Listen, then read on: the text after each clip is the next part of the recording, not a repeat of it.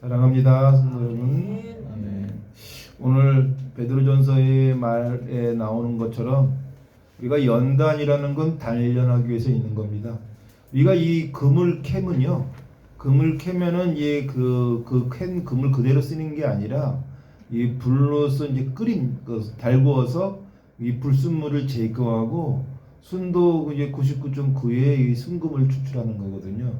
그러니까 우리가 쓰는 금은 그냥 바로 이렇게 캐서 쓴 금이 아니라 그거를 이제는 불로서 이제는 가열해서 불순물을 제거하고 순금만 이제 끊어내는 것처럼 우리 인간들의 많은 사람들 중에서도 바로 그 연단을 통해서 불로 통해서 이 참 성도 이 예수님을 따라가는 성도를 옥석을 구분하는 참 성도의 길로 간다라고 보시면 됩니다. 우리가 이 보석 다이아몬드도 마찬가지입니다. 다이아몬드 원석은 굉장히 쌉니다. 다이아몬드 원석은 비싸지가 않아요. 근데 그 원석을 가공하는 게 비싼 겁니다. 그래서 그 가공을 하는 기술이 비싼 거지 원석은 그렇게 비싸지가 않아요. 그래서 그 가공을 어디서 했느냐가 중요한데 우리 한국에서 가공 기술이 굉장히 뛰어나서 한국의 그 다이아몬드를 좀 인정해 줍니다. 우리가 이 미국에 가서 다이아몬드를 사오시면 싸다고 사오시는데 그 미국 다이아몬드 한국에서 인정 안 합니다. 그만치로 우리 한국 다이아몬드가 아주 우수합니다. 그러니까 원석이 중요한 게 아니라 가공의 기술이에요.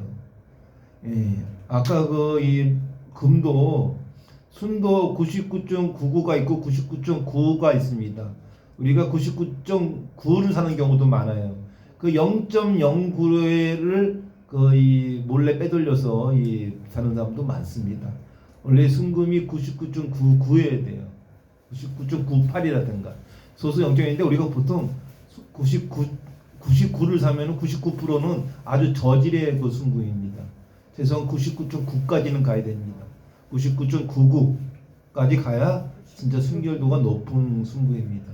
그러니까 불순물을 완전히 제거하는 마야 섬이야 이 순금이라 할 수 있는 건데 우리가 이 불순물이 약간 집어넣어서 99.0의 순금은 저질 금인 거죠. 그러니까 이 깨끗함 속에서도 진짜 깨끗함. 우리가 참 성도가 돼야 되는 것도 진짜 깨끗한 참 성도의 길로 가야 되는 것에는 우리의 그 잣스러운 찌꺼기들을 깔끔하게 깨서 새 몸이 되어야 됩니다. 새 영이 돼야 새 몸이 됩니다. 새로운 영으로 단도하려면은 이렇게 깨끗해지고 이 다이아몬드가 이 광석 중에서 가장 경도가 높은 광석입니다. 그래서 우리가 유리 자르는 그 칼에도 다이아몬드가 들어가 있죠. 다이아몬드로 유리를 자르는 겁니다. 그러니까 우리가 이 유리 자르는 칼 사이에 있는 게 그 다이아몬드입니다. 그거로 유리를 자르죠.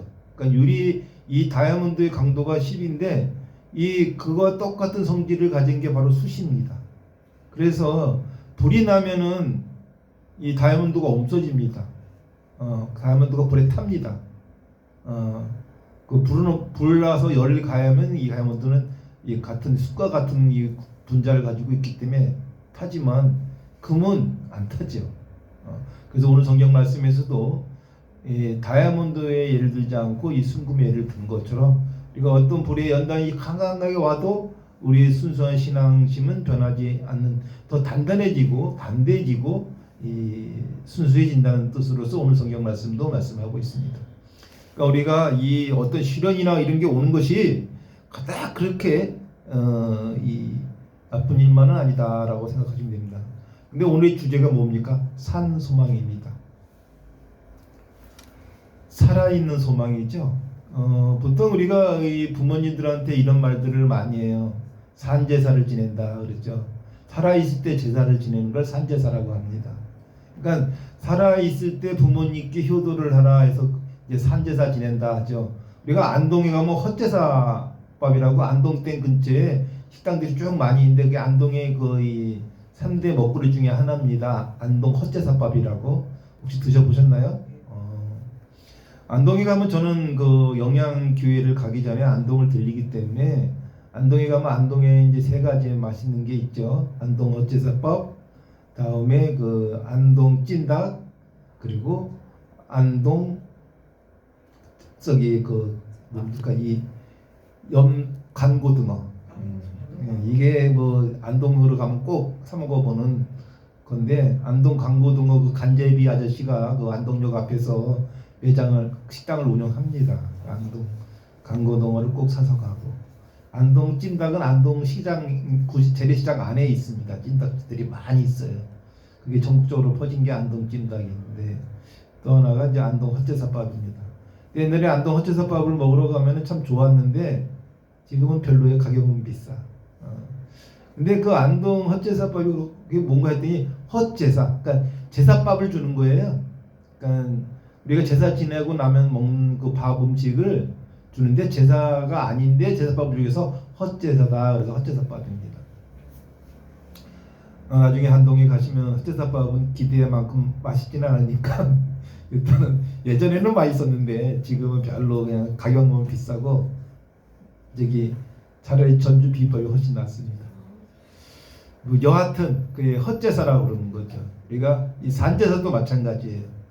부모님이 살아 계신데도 산제사를 지내는 마음으로 봉양을 하는 걸 산제사라고 합니다. 근데 우리가 지금 오늘 주제가 뭡니까? 산소망이죠. 소망을 살아있음이 가능하다는 것은 예수님의 부활을 의미하는 겁니다. 예수님이 부활하셔서 산 희망을 가질 수가 있다. 우리가 살아있을 때 소망이지 죽고 나면 소망이 있나요? 없죠. 죽고 나면 소망이 있을 수가 없어요. 끝난 거예요. 영어로 깨모봅니까? 살아있을 때 소망을 이루어달라고 하는 것이 우리가 기도의 주제가 되고 삶의 희망이 되는 것이요. 그러니까 그 소망을 우리가 살아있을 때 우리가 이룰 수 있는 소망은 예수님께서 살아있음을 인정할 때부터 가능한 겁니다. 예수님이 돌아가신 게 아니잖아요.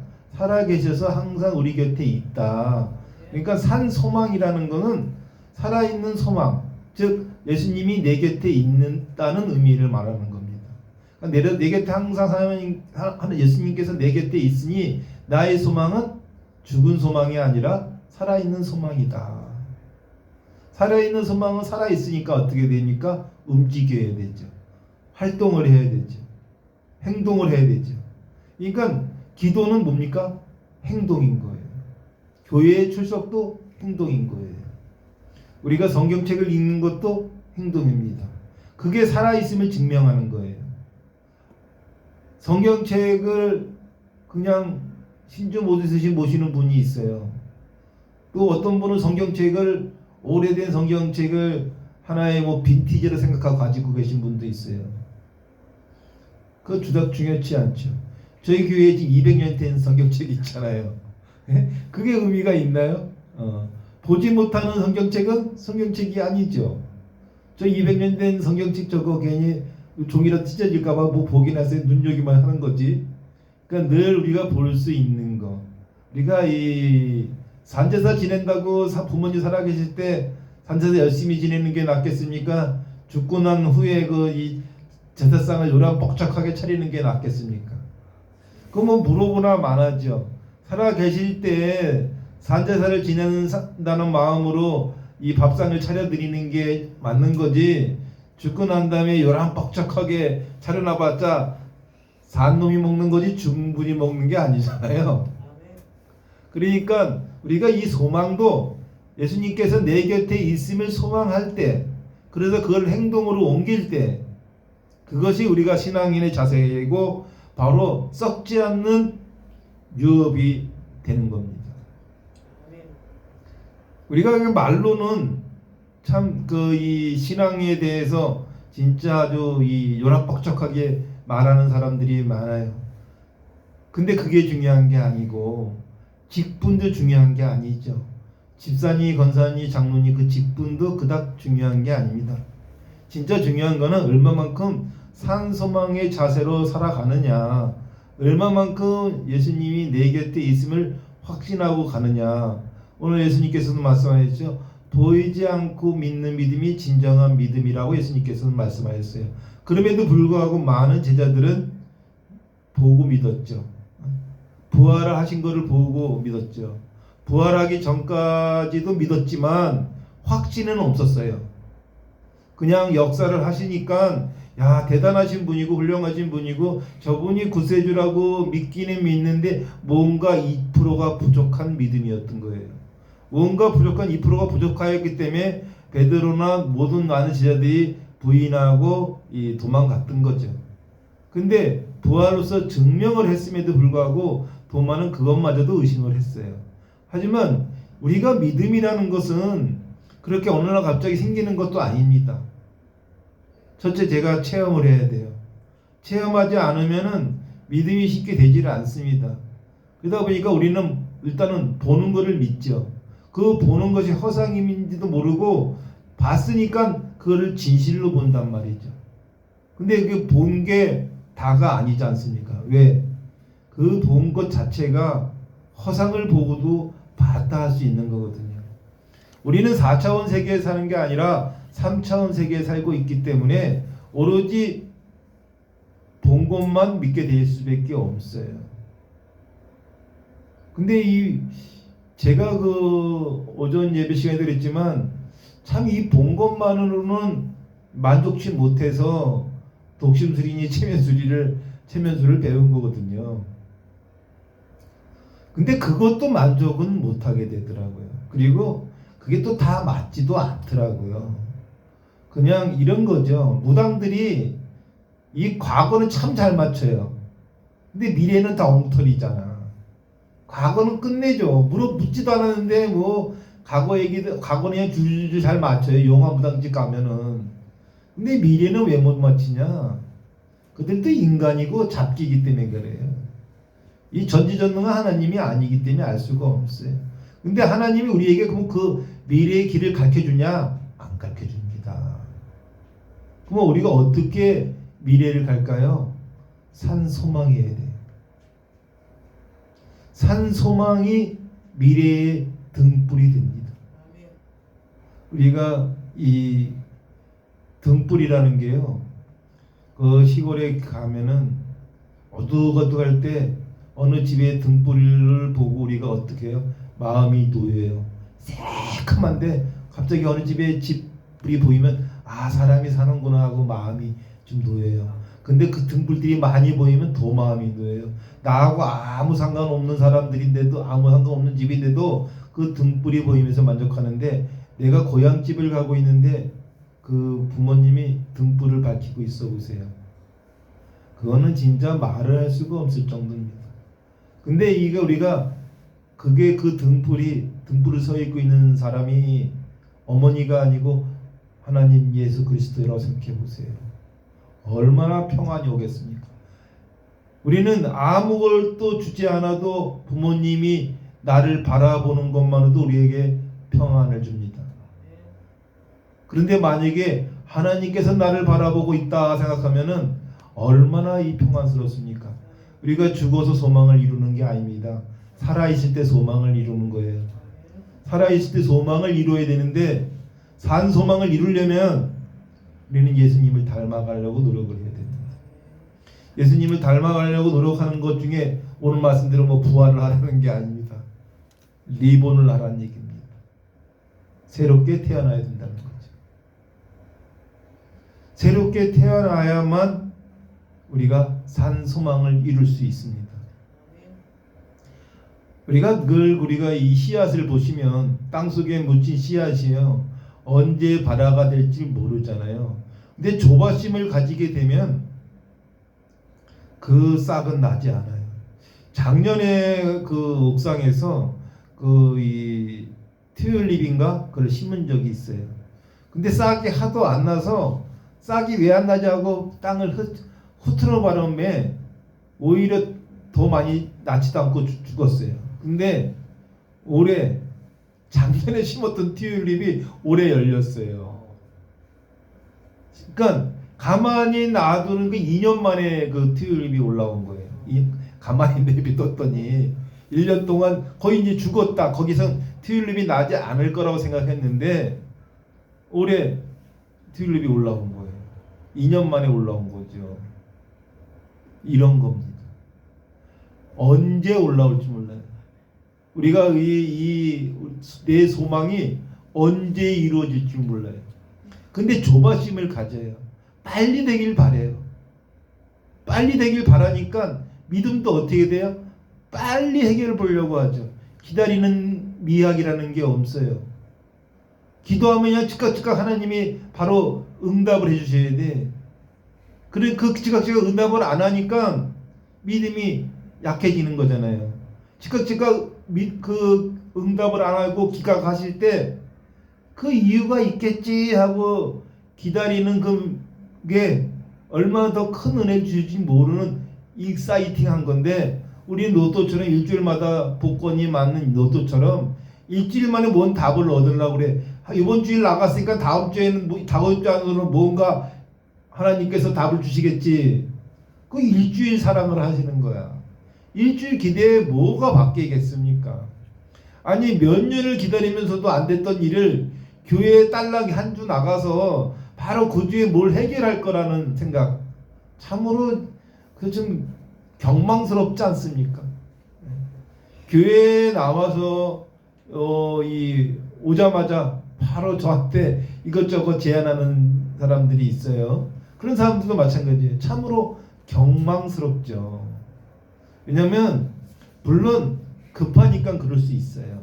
그것도 난 이해합니다. 다급하니까 할 수 있어요. 근데 우리가 움찔하는 게 있거든요. 우리가 어떤 상황이 왔을 때 바로 어떤 답을 얻으려고 상대에게 들이대면 그 들이대는 사람은 움찔하는 겁니다. 우리가 이 구렁이 담 넘어간다는 말 있잖아요. 구렁이가 소리내고 담을 넘어가지 않거든요. 슬금슬금 가서 소리도 없이 오는데 갑자기 혀를 낼름 하면은 기겁을 하는 거죠. 구렁이 담 넘어가듯이 우리 사람의 마음도 그런 거거든요.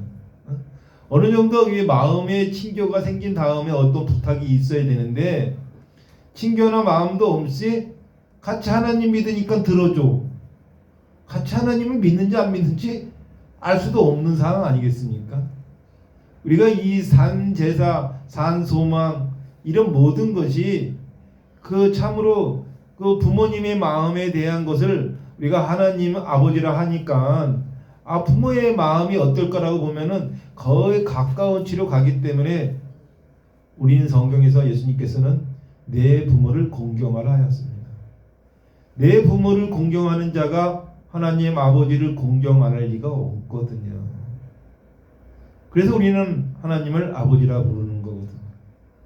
공경이라는 그에 따라가 주는 거는 어느 날 갑자기 가는 게 아니죠. 자식들도 마찬가지로 부모에 대한 그 여기도 마찬가지예요. 부모가 즉각 들어주는 부모도 있고, 들어주고 싶지만 못 들어주는 부모도 있고, 또 괘씸해서 안 들어주는 부모도 있죠. 근데 하나님을 인간의 부모랑 비교하시면 안 됩니다. 오늘 예수님께서도 본인이 의심하는 도마한테까지도 찾아가서 증거해 보여주시는 것은 결국 도마가 확실한 믿음을 강건하게 하기 위함인 거죠. 그러면서 하신 말씀이 보고 믿지 않는 믿음이 진정한 믿음이라고 가르쳐 주십니다. 우리가 대인관계에서도 그래요. 사람을 보고 믿는 사람이 있어요. 근데 보지 않고 믿는 믿음이 참으로 좋은 건데, 사람은 그런 거를 잘 이용하는 나쁜 무리들이 있어요. 그런데 제가 늘 얘기하지만 이용당하는 거는 인생을 잘 사는 거다. 인생을 잘 사는 겁니다. 이용 가치가 없는 사람이 인생 잘못 사는 거잖아요. 우리가 서울역전에 있는 노숙자한테 뭐 이용 가치가 있겠습니까? 그냥 불쌍하고 측은지심에 밥 한 끼 사주는 거지, 그 사람을 어떤 이용 가치가 있어서 이 차량 봉사를 하시는 것이 아니잖아요. 무료로 밥 퍼주는 그 사람들이, 봉사주는 사람들이 그 노숙자를 어떻게 이용해 먹을까 해서 밥을 사주진 않잖아요. 그냥 측은지심에 사주잖아요. 해주는 거죠. 우리가 그런 거를 산봉사라고 하는 겁니다. 그러니까 그 사람들은 불쌍한 존재지 우리가 이용 가치가 있지 않으니 그 얼마나 후진 삶을 사는 거 아니에요. 그러니까 내가 어디에 이용당한다는 거는 내가 인생을 좀 잘 살았다, 내가 호구가 잡히는 거는 내가 참 성격이 좋은 사람이다. 네? 저 호구 잡히는 게 좋아, 좀 호구 잡힐만 하니까 하는 거잖아요. 이해심이 많으니까 그 호구 잡히는 거예요. 이해심이 없는 사람 호구 안 잡힙니다. 바로 싸우려고 다리 들이닥이요. 그러니까 이해심이 좋은 사람이 호구도 잘 잡히는 거예요. 그건 뭐야? 내가 호구 잘 잡혔다는 건 남의 말을 잘 들어주는 경청력이 있고 남을 이해하는 마음이 있는 사람만이 호구로 잡히는 겁니다. 근데 우리가 배려가 지속되면 권리가 되듯이 호구가 한번 잡히다 보면 계속 호구가 돼요. 우리가 학폭위에서 그런 일이 있어요. 저는 뭐 학폭의 이 피해자 쪽은 아니고 좀 가해자 쪽에 속하는 편이었는데 한번 이 피해자들은 이거예요. 한번 이렇게 간을 봤는데 얘가 넘어가. 그러면 계속 걔를 부려먹게 돼 있어요. 근데 한번 했는데 이게 째갈째갈 거리네. 그럼 귀찮아서 걔가 뭐 무서워 안 시키는 게 아니라 아유 저 귀찮으니까 안 해. 근데 말 잘 듣는 놈은 계속 걔를 괴롭히게 돼 있어요. 그게 이제 학폭이 되는 거거든요. 근데 그거는 어릴 때 그 가해자는 재미지만 피해자는 고통이거든요. 그게 잊어버려지지가 않은가 봐요. 왜냐하면 저희 친구 중에 아주 유명하게 그 친구들을 괴롭히던 친구가 있었는데 이 친구는 사회에 나와서 그 친구를 다 경외하더라고요. 안 보려고 해요. 이 고등학교 때 받은 상처를 그 평생 못 주나 보더라고요. 근데 그 가해한 친구는 장난인데 뭐 이렇게 생각하더라고요. 자기는 장난쳤대. 근데 제가 양쪽 얘기를 다 들어보잖아요. 그러면 그 피해자는 죽이고 싶대. 예? 근데 가해자는 장난이래. 참 이게 받아들이는 놈하고 받아주는 놈하고 차이가 이렇게 많이 나더라는 거죠. 우리가 제가 늘 이 신앙의 이 자세에 있어서도 제가 늘 이 전도자와 성도는 달라야 된다라고 보는 이유가 그겁니다. 성도자와 전도자가 다른 거는 교사와 선생이 다른 거와 학생과 다른 게 똑같은 겁니다. 전도자의 사명을 가진 자라면 절대로 나쁜 길로 인도해서는 안 되는 게 전도자입니다. 이 전도자는 재직자도 다 포함되는 거예요. 직분을 가진 집사든 권사든 장로든 이 직분을 가진 자들은 직분을 가지 않은 평신도와 같아서는 안 됩니다. 뭐 위치가 다르니까 다르다 이게 아니라 직분을 가진 자는 모범이 돼야 돼요. 이해가 돼야 됩니다. 저 사람을 보고 따를 수 있게끔 해야 됩니다. 봉사를 티나게 해서도 안 되지만 가르치려고 해서도 안 됩니다. 주둥이로 가르치는 거는 귀만 따가울 뿐입니다. 행동으로 가르쳐야 됩니다. 청소를 행동해서 집사님의 청소하는 모습을 보고 나도 청소를 해야 되겠다. 해야 되는 거지. 야 나도 청소하니까 너도 청소해. 청소하지 마십시오. 나도 헌금 많이 내니까 너도 많이 헌금 내. 헌금 내지 마십시오. 그냥 행동으로 산 모습을 보여줘야지 이 혀로 모습을 보여줘서는 안 된다는 거죠. 그게 더욱이 우리가 이 신앙인이라면 특히 직분자는 이 전도자와 같은 전도자이기 때문에 평신도와 같은 자세로 같은 인간이라는 생각을 가지고 생각하시면 저는 안 된다고 봅니다. 더더욱 저 같은 목사는 말할 것도 없죠. 더더욱 이 모범을 보여야 되는데 어떤데 보면 이 목사라는 지위가 이 호구가 됩니다. 목사니까 다 이해하겠지. 목사니까 이해해 줘야 돼. 심지어는 목사니까 당연히 봉사해야 돼라고 생각하시는 분들이 있어요. 그건 저는 영광이라고 생각합니다. 목사니까 그런 영광을 받을 수 있는 거지. 목사가 아니면 그런 영광스러운 게 따라올 수 있겠습니까? 근데 때로는 그걸 가지고 제가 시험을 당한다면 당하는 경우가 있습니다. 제가 자유롭지 못한 삶을 목사의 직분을 가지고 살고 있습니다.